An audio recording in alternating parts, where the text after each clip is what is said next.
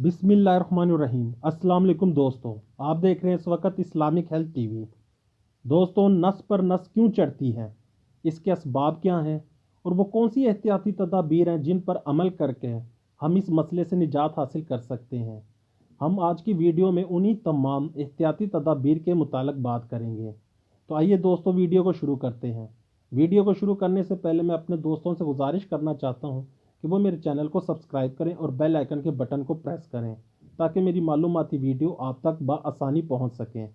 तो आइए दोस्तों, वीडियो को शुरू करते हैं।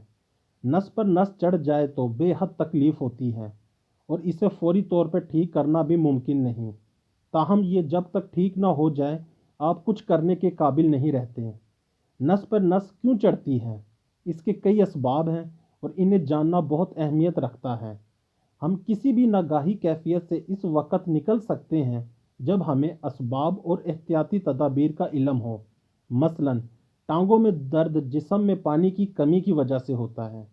नस पर नस चढ़ना जिस्म में आयरन, कैल्शियम, विटामिन डी या पोटाशियम की कमी का बायस हो सकता है।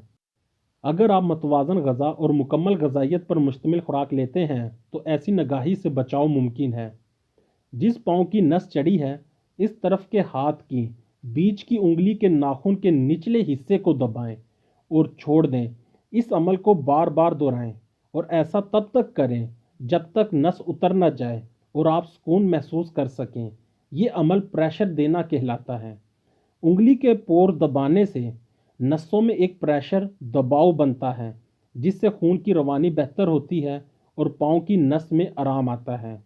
इसके अलावा नीम गर्म पानी में नमक मिलाकर इस पानी में 10 मिनट तक पाँव डबो के रखने से पाँव की सोजिश और पट्ठों की अकड़न में आराम आता है, जबकि नसों का खिंचाव भी ख़त्म हो जाता है।